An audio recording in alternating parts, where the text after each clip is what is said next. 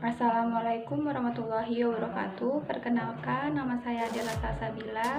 Saya dari Prodi Pendidikan Ekonomi Fakultas Ilmu Pendidikan yang saya 18720500052. Saya dari semester 2 dengan mata kuliah Ekonomi Pembangunan dan dosen pengampu Ibu Eka Putri SPD MPDE Universitas Pancasakti Bekasi.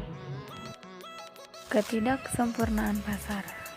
Market imperfection atau ketidaksempurnaan pasar adalah sebuah teori perdagangan internasional di mana persaingan sempurna tidak ada.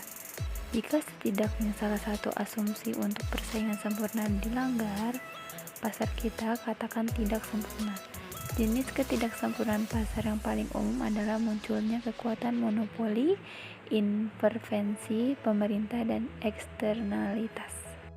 Syarat-syarat pembangunan ekonomi yang pertama yaitu ada kekuatan dari dalam.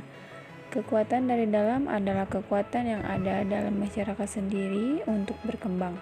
Kekuatan ini sangat penting untuk terjadinya perkembangan. Selain kekuatan dari dalam, ada juga kekuatan dari luar yang dapat mendorong dan memberikan fasilitas-fasilitas untuk berkembang.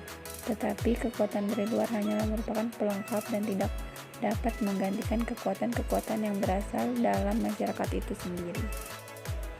Yang kedua yaitu ada mobilitas faktor-faktor produksi. Ketidaksempurnaan pasar atau market imperfection akan sangat membatasi mobilitas faktor-faktor produksi dari penggunaan yang kurang produktif ke penggunaan yang lebih produktif.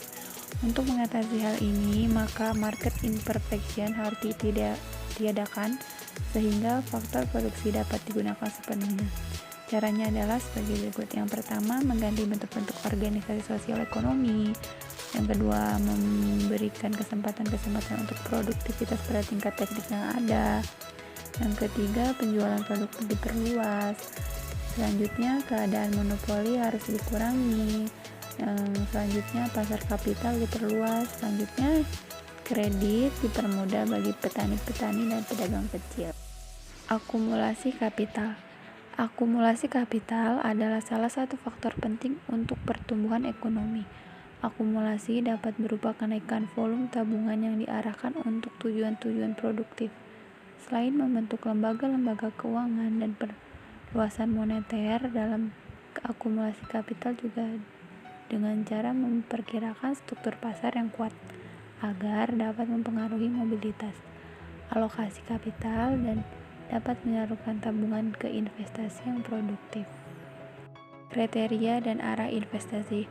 Kriteria umum investasi adalah mengenai produktivitas sosial marginal yang tertinggi. Untuk perkembangan lebih lanjut, menentukan pola investasi sama pentingnya dengan menentukan laju pertumbuhan modal. Negara terbelakang tidak saja harus menentukan besarnya tingkat investasi, tetapi juga komposisi investasi itu. Beberapa kriteria investasi menurut Jingan adalah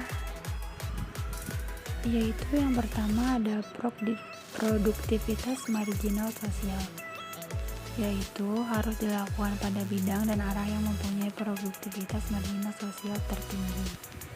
Yang kedua yaitu ada overhead ekonomi dan sosial. Pertimbangan pokok dalam memilih industri pada saat pengambilan keputusan investasi adalah prospek ekonomi eksternal.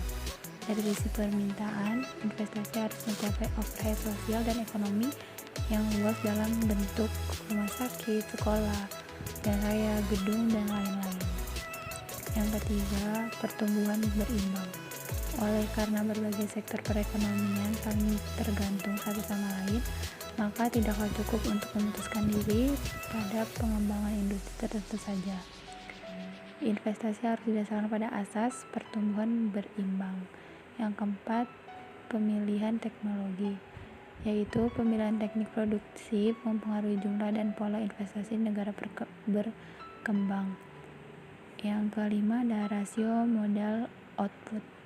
Di dalam menjatuhkan pilihan terhadap berbagai proses investasi dan di dalam menentukan prioritas, rasio modal output dari berbagai proyek harus diperbandingkan.